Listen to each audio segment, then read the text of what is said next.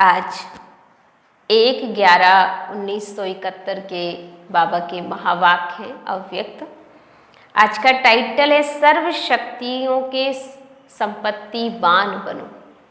ये किस तरह से हम सर्व शक्तियों के संपत्तिवान बन जाएं। बाबा देखना चाहता है कि मेरा हर बच्चा सर्व शक्तियों से संपन्न बने और दुनिया में सबसे बड़ी संपत्ति ही हमारी बाबा की शक्तियाँ, बाबा का खजाना हमारे लिए दुनिया में सबसे अमूल्य चीज़ है। भले दुनिया के लिए ये बातें ये कुछ भी मैटर नहीं करती, उनके लिए लगता है कि जिसके पास बहुत पैसा है, जिसके पास सब कुछ है, मान सम्मान पद पोजीशन है, तो वो संपत्तिवान है। लेकिन भगवान की नज़र में और अपनी नज़र में हम बच्चे संगम युग पर दुनिया में सबसे बड़े संपत्तिवान, सबसे बड़े अमीर इंसान में आते हैं।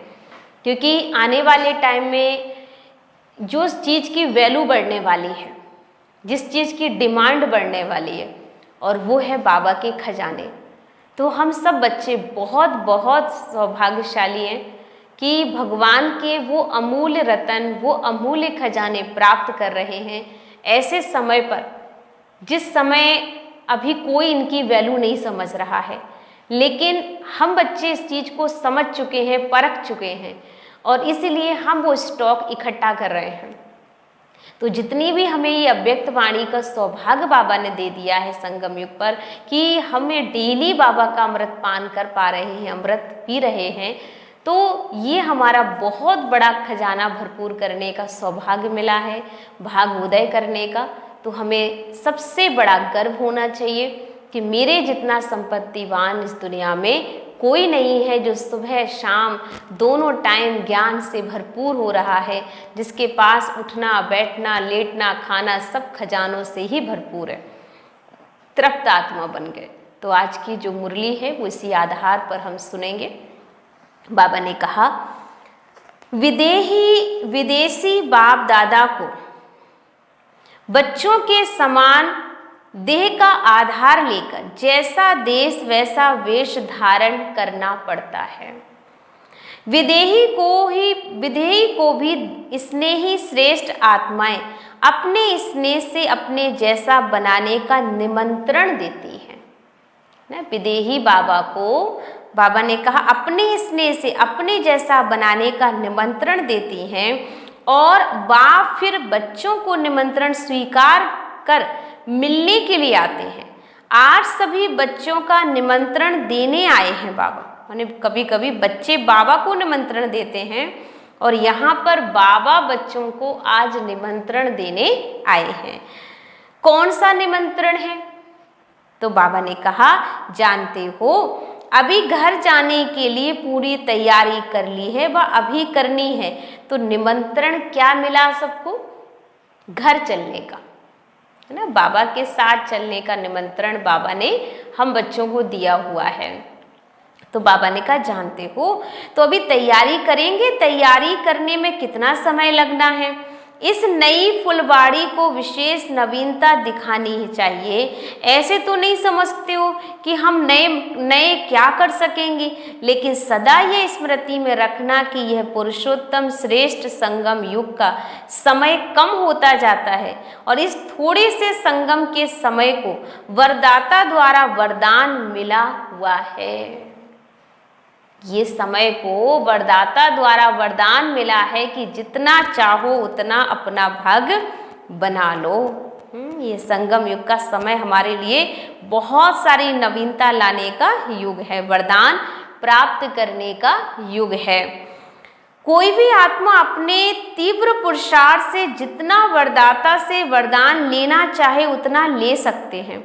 इसलिए जो नई नई फुलवाड़ी सम्मुख बैठी हैं, सम्मुख आई हुई फुलवाड़ी को जो चाहे, जैसा चाहे, जितने समय में चाहे वरदाता बाप से वरदान के रूप में वर्षा प्राप्त हो सकता है। इसलिए विशेष वरदाता बाप दादा इस नई फुलवाड़ी पर स्नेही आत्माओं पर विशेष स्नेह और सहयोग है।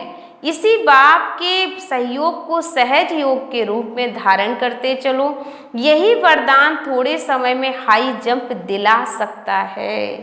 बाबा का कहना है जो ये टाइम मिला है बच्चों को, ये बहुत बहुत पावरफुल समय है। यही समय है स्वयं को वरदानी मूर्त बनाने का, अपने आप को तैयार करने का। और हम सब जानते हैं कि यही समय माया का भी है, हम बच्चों को पूरी तरह पछाड़ने का। माया भी पीछे लगी हुई है, बाबा भी पीछे लगा हुआ है, और बच्चे भी दोनों तरफ फंसे हुए हैं। एक तरफ माया खींच रही है, एक तरफ बाबा खींच रहा है। लेकिन हम बच्चों का प्यार कहाँ पर है, हम बच्चों को विश्वास किसके ऊपर है, ये डिपेंड करता है कि हमारा हाथ किसके हाथ में है। तो बाबा ने कहा कि हमें अपनी नैया बाबा के हवाले कर देनी है कि मेरा कुछ नहीं है बाबा, मेरे जीवन में जो कुछ भी हो सब कुछ आप हो बाबा। तो बाबा को हमने अपनी नैया दे दी है। सिर्फ सदा यही स्मृति में रखो कि मुझ आत्मा का इस ड्रामा के अंदर विशेष पार्ट है। कौन सा? सर्वशक्तिमान बाप सहयोगी है। जिसका सहयोगी सर्वशक्तिमान है तो क्या वह हाई जंप नहीं दे सकता? सहयोग को सहज योग बनाओ। योग बाप के सहयोगी बनना है ना, यही योगिक स्टेज है। जो निरंतर योगी होगा उनका हर संकल्प, शब्द और कर्म बाप की व अपने राज की स्थापना के कर्तव्य में सदा सहयोगी रहने का दिखाई देगा। ऐसी विशेष आत्मा के कर्तव्य सदा सहयोगी रहने के सबको अनुभव होंगे। इसको ही ज्ञानी तू आत्मा, योगी तू आत्मा और सच्चा सेवाधारी कहा जाता। तो सदा सहयोगी बनना ही सहज योगी बनना है। जो सदा सहयोगी है वही सहज योगी है। तो योग लगाना नहीं पड़ता, भगवान के घर में हम सहयोगी बन जाएंगे, है ना। बाबा के यज्ञ की सेवा में हाजी का पाठ पक्का करेंगे। चार्ट में हमें ये पॉइंट मिला है इस मंथ के लिए कि हमें बाबा के यज्ञ की सेवा के लिए ना शब्द नहीं बोलना। बहुत कोई रीज़न हो तब भले हम कोई काम से बात करें कि भाई पहले, लेकिन हाँ ही बोलना चाहिए। कभी भी कोई भी आपको कहे तो एकदम जैसे डायरेक्टली ना हम कह देते ना, तो हमें ना नहीं कहना चाहिए हर वक्त। कुछ टाइम ऐसा भी बोलना चाहिए, हाँ ठीक है लेकिन ये कारण हो सकता है पर मैं तैयार हूँ, तो अपने आप सामने वाला समझ जाएगा। लेकिन हम हर बात पे ना ना ना, तो ये ज्ञानित्व आत्मा के मुख से ना शब्द शोभा ही नहीं देता। तो जो सहयोगी आत्मा होगी वो एक ना एक दिन योगी आत्मा भी बन जाएगी। आप बाबा के कार्य में सहयोगी बनकर, राइट हैंड बनकर खड़े रहिए। बाबा का कार्य है, मैं बाबा का बच्चा हूँ, बाबा मुझको जैसे यूज़ करना चाहे बाबा मुझे कर ले, क्योंकि मैंने ना अपना जीवन सब कुछ बाबा को समर्पित कर दिया। तो जब हम बाबा को आगे अपने आप को सर्व समर्पण कर देते हैं तो बाबा फिर हमारी नैया को सहज संभाल लेता है। तो बाबा ने कहा अगर बुद्धि द्वारा सदा सहयोगी बनने में कारणे अकारणे मुश्किल अनुभव होता है तो वाचा व कर्मणा द्वारा भी अपने को सहयोगी बनाया तो योगी हो। ऐसे निरंतर योगी तो बन सकते हो ना कि यह भी मुश्किल है। मन से नहीं तो तन से नहीं तो धन से, और धन से नहीं तो जिसमें सहयोगी बन सकता हो उसमें उसको सहयोगी बनना भी एक योग ही है। तन से, मन से, धन से, जन से, जिस तरह से हम सहयोगी बन सकते हैं बने, क्योंकि हर चीज में भगवान के कार्य में हमारा सहयोग है। कोई भी प्रकार से जो हमारी यथाशक्ति हो। क्योंकि कई बच्चे यह कहते दीदी हमारे पास ना धन नहीं है, हम कैसे बाबा के कार्य में सहयोगी बन सकते। बाबा कहता कोई बात नहीं बच्चे, तुम्हारा प्यारा सा मन है ना, तुम मन तो मेरे में लगा सकते हो ना, तुम्हारा मन से तो समर्पण हो सकते ना, तो मन भी बाबा के काम में लगाना अर्थात उसके सहयोगी बन जाना। हमारे पास मन भी नहीं लग रहा है, धन भी नहीं है, तो बाबा कहता तन तो बच्चे है ना आपके पास, तो तन भी अगर भगवान की सेवा में लग जाए तो भी अहो सौभाग्य हमारा, हम तन से सेवा कर ले सेंटर से आकर, हम अपने सेंटर पे 1 घंटा फिक्स कर दें कि दीदी जी ये जो कोई सेवा हो मेरे लिए, मैं 1 घंटे सेवा के लिए आऊँगा और आकर के 1 घंटा आपके पास जो भी मुझे आप कार्य देंगे या जो मेरी योग्यता अनुसार जो आप समझें वो मुझे सेवा दे सकते हैं। हम अपना फिक्स कर लें। जैसे गवर्नमेंट की नौकरी हम फिक्स करते 8 घंटा, तो भगवान के घर में क्या हम 1 घंटा भी सेवा नहीं कर सकते हैं? तो ये टाइम बहुत वैल्यूबल है, क्योंकि यही की सेवा ही हमारा आने वाला कई जन्म का भविष्य संवारने वाली है। कोई हमें दिल पर राज करे ना, हमें कोई समझे ना, हमें कोई वैल्यू दे ना, हमें कोई पूछे ना, हमें फ़र्क नहीं पड़ना चाहिए। हमें फ़र्क पड़ना चाहिए उस परम पिता से, क्योंकि वो तो प्यार करता ना हमें, वो तो हमें समझता है। बस हम उससे समझने से काम करें तो फिर हमें दुनिया को समझाने की या समझने की भी कोई ज़रूरत नहीं है। बस बाबा और मैं तो नाशब्द नहीं बोलेंगे। एक होती अपने में हिम्मत, हिम्मत से सहयोगी बनाया। अगर हिम्मत नहीं है ना तो तन में भी हिम्मत नहीं, मन में भी नहीं, धन में भी नहीं, तो क्या करेंगे? ऐसा भी सदा योगी बन सकता है। कोई ऐसे होते हैं जो भले अपनी हिम्मत नहीं होती लेकिन उल्लास होता है, हौसला होता है, धन की शक्ति नहीं भी है, मन में भी कंट्रोलिंग पावर नहीं है, व्यर्थ संकल्प जास्ती चलते हैं, लेकिन जो कोई बात जीवन के अनुभव में उल्लास और हौसला दिलाने वाली हो उसी द्वारा औरों को हौसला दिलाओ, तो औरों को हिम्मत आने से आपको भी हिस्सा मिल जाएगा। इतना तो आवश्यक है ना। जो भी आत्माएं आदि से व अभी आई हुई हैं उन हर आत्मा को अपने जीवन में कोई प्राप्ति का अनुभव अवश्य है, तब तो आए हैं। यही विशेष अनुभव अनेक आत्माओं को उल्लास और हौसला बढ़ाने के काम में लगा सकता है। तो इस धन से कोई वंचित नहीं। जो अपने पास है जितना भी है उस द्वारा औरों को हिम्मतवान बनाना व सहयोगी बनाना, ये भी आपके सहयोग की सब्जेक्ट में मार्क्स जमा होगी। अब बताओ, योग सहज है व मुश्किल है? निरंतर योगी बनना मुश्किल है। जो बाबा के बन चुके ना, इसमें तो परसेंटेज नहीं है, इसमें तो फुल पास हो। जब है ही बाबा के तो एक बाप दूसरा ना कोई, क्या रहा? बाबा और आप, बस तीसरा कोई नहीं है। बाबा में वर्षा तो है ही ना, तीसरा कुछ है क्या सिवाय बाबा और अपने आप, अर्थात आत्मा शरीर नहीं तो आत्मा बाप ही रह गया। तो दो के मिलने में तीसरी रुकावट नहीं हो सकती ना। योगी हूं ना, तीसरा है ही नहीं तो आया फिर कहाँ से? फिर ये तो कभी नहीं कहेंगे कि आ जाता है, आता है तो क्या करें? अब ये भाषा खत्म। सदैव यही सोचो, हम हैं ही सदा बाबा के सहयोगी, अर्थात सहज योगी। वियोग क्या होता है इसका भी जैसे मालूम ही नहीं है। जैसे भविष्य में बाबा ने कहा माया होती भी है ये मालूम नहीं होगा, वैसे ही अब भी स्टेज ऐसी रहे कि ये बचपन की बातें बीत चुके, अब तो गेट के सामने आ गए हो। जो जैसे बाबा के बच्चे हैं उसमें कोई परसेंटेज नहीं होती, ऐसे ही निरंतर सहज योगी व योगी बनने की स्टेज में भी अब परसेंटेज खत्म होनी चाहिए, नेचुरल और नेचर हो जानी चाहिए। जैसे कोई की विशेष नेचर होती ना, उस नेचर के वश ना चाहते भी चलते रहते, कहते ना मेरी नेचर है, चाहती नहीं हूँ लेकिन नेचर है। वैसे निरंतर सहज योगी अथवा सहयोगी की नेचर बन जाए, नेचुरल हो जाए। क्या करूँ, कैसे करूँ, योग कैसे लगाऊँ, ये बातें खत्म। है ही सदा सहयोगी, सदा ही योगी हैं। इसी एक बात को नेचर और नेचुरल करने से भी सब्जेक्ट में हम परफेक्ट हो जाएंगे। कोई भी सब्जेक्ट होगा उस सब्जेक्ट में हम परफेक्ट बच्चे बन जाएंगे। इसी एक बात को नेचर और नेचुरल करने से भी सब्जेक्ट परफेक्ट हो जाएगी, और परफेक्ट अर्थात इफेक्ट से परे, डिफेक्ट से भी परे हो जाएंगे। तो आज से सभी निरंतर सहज योगी बने व भी बनेंगे। जब वरदाता बाप वर्षे के साथ वरदान भी देता है तो जिनको वर्षा का अधिकार भी हो, वरदान भी प्राप्त हो, उनके लिए मुश्किल है। अब देखना कोई आकर कहे कि मुश्किल है तो याद दिलाना वर्षा और वरदान।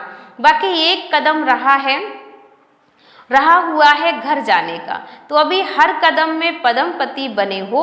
इतना वरदान वरदाता द्वारा प्राप्त है। जब हर कदम में पदमपति हो तो कदम व्यर्थ होगा क्या? हर कदम में समर्थ है, व्यर्थ कुछ है ही नहीं। ब्राह्मणों के जीवन में व्यर्थ कुछ भी नहीं है, हर कुछ समर्थ है। क्योंकि हमारे हर कदम में पदम कमा रहे हैं। हम एक कदम उठाते हैं ना किसी भी काम के लिए, तो समझ लो पदम इकट्ठा हो जाता है हमारा।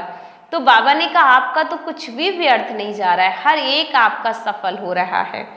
साधारणता को समाप्त करो, स्मृति में समर्थी लाते रहो, हर कदम में पदम लाते जाओ, तब तो विश्व के मालिक बनेंगे। अच्छा, आज विशेष फुलवाड़ी के लिए स्नेह से खिंचे खिंचे आए हैं। छोटों से भी सदैव अति स्नेह होता है, तो अपने को अति सिकीलदे समझना। अति लाडले हो तो बाप समान बनकर दिखाना। भाई बहन समान नहीं बनना, बाबा समान बनना। जिस स्नेह से बुलाया उसी स्नेह से बाप मुलाकात भी करते और नमस्ते भी करते। बिना साज के राज समझ सकते हो, ऐसे अभ्यासी बने हो। जो राज आपके मन में है वह राज दूसरों को बिना साज के समझा सकते हो। पिछाड़ी की सेवा में तो साज समा जाएगा, राज को भी समाना पड़ेगा, तो समझाना भी पड़ेगा। ऐसी प्रैक्टिस करनी चाहिए ना। जब साइंस बहुत कुछ करके दिखा रही है तो क्या साइलेंस वाले कुछ नहीं करेंगे? बाबा का पूछना है बच्चों से कि बाबा कहते साइंस वाले इतना कर रहे हैं तो साइलेंस वाले क्या करेंगे? अब उन्हें भी तो कुछ करके दिखाना है। तो हम बच्चों को भी अपने पुरुषार्थ को इतना अच्छा बनाना है कि हर आत्मा ऐसा अनुभव करे कि ये सच में बहुत स्पेशल बच्चे हैं, स्पेशल रतन है, भगवान के बच्चे हैं, शक्ति सहना है ये। जितना जितना स्वयं राजयुक्त बनते जाएंगे, योगयुक्त बनते जाएंगे, उतना उतना औरों को भी बिना साज के राजयुक्त बना सकते हो। इतनी सारी प्रजा कैसे बनाएंगे? इसी स्पीड से इतनी प्रजा बन सकेगी। पिछाड़ी प्रजा के ऊपर भी इतनी मेहनत करेंगे, जैसे ठप्पे बने हुए होते हैं ना, तो 1 सेकंड में लगाते जाते हैं, वैसे 1 सेकंड की पावरफुल स्टेज ऐसी रहेगी जो बिगर बोले बिगर मेहनत करते भी देवी घराने की आत्मा का छाप लगा सकेंगे। आपको देखकर देवी घराने की छाप लग जाएगी कि ये देवकुल की आत्माएं हैं, ये कोई साधारण आत्माएं नहीं है। ऐसी छाप बच्चों को लगानी है। यह है ही सर्वशक्तिवान का गायन। वरदानी बन 1 सेकंड भी भक्तों को वरदान देना। वरदान देने में मेहनत नहीं लगती, वर्षा पाने में मेहनत है। तो वर्षा पाने वाले मेहनत कर रहे हैं, मेहनत ले रहे हैं, लेकिन वरदानी मूर्त जब बन जाएंगे फिर मेहनत लेने वाले ना लेंगे, न देने वाले मेहनत करेंगे। तो तुम्हारी लास्ट स्टेज है वरदानी मूर्त। जैसे लक्ष्मी के हस्तों से स्थूल धन देते हुए दिखाते हैं, ये तुम्हारा लास्ट शक्ति रूप का है, ना कि लक्ष्मी का। तो शक्ति रूप से सर्वशक्तिवान का वरदान देते हुए यह चित्र रहे कि जिसको स्थूल धन के रूप में दिखाते हैं। तो ऐसा अपना स्वरूप सदा वरदानी अपने आप को साक्षात्कार होता रहे। इससे समय का अंदाज लगा सकते हो कि वरदानी मूर्त शक्तियों के आगे सभी आएंगे। इसके लिए एक तरफ वरदान का बीज पड़ेगा, तो अपने में सर्वशक्ति जमा करनी है। सब बच्चों को अपने अंदर सर्व शक्तियां जमा करनी है। ऐसे वरदानी मूर्त बनते और बनाते जाओ, आवाज से परे जाना है, क्योंकि यही समय है खुद को बनाने का। तो बाबा ने कहा जैसे आप खुद को बनाते जाएंगे आपकी जो है प्रत्यक्षता होती चली जाएगी। तो अपने आप को वरदानी मूर्त बनाते रहना है। इसलिए बाबा ने आज की जो मुरली में खास प्रैक्टिस हम बच्चों को दी कि सर्व शक्तियों के संपत्तिवान बनो बच्चे, क्योंकि यही समय है खुद को भरपूर करने का, खुद को बनाने का। और जो इस वक्त अपने आप को बना लेगा वो आने वाले भविष्य में अनेक आत्माओं का भी कल्याण करने के निमित्त बन सकता है। अपना समय सफल करना है, भगवान के कार्य में सहयोगी अर्थात योगी बन जाना है, क्योंकि योग लगाने की ज़रूरत ही नहीं पड़ती सहयोगी आत्मा को, चाहे तन से, चाहे धन से, चाहे मन से, चाहे जन से, किसी भी प्रकार से हम बाबा के घर में सहयोगी हैं तो समझ लो कि हम योगी आत्मा ही हैं। तभी तो बाबा के घर में हाजी का पाठ पक्का करते हैं। तो आप सभी को ऐसे विशेष आत्माओं को जो सहयोगी हैं भगवान के घर में, उन आत्माओं को बहुत बहुत बधाई, क्योंकि भगवान के घर में भाग्य बनाने की बेला कोटों में कोई और कोई में कोई बिरले को ही मिलती है, सभी को ये सौभाग्य नहीं मिलता। तो अपने सौभाग्य के गीत गाते रहो, वह मेरा श्रेष्ठ भाग जो भगवान ने मुझे अपना बच्चा बना लिया। ओम शांति।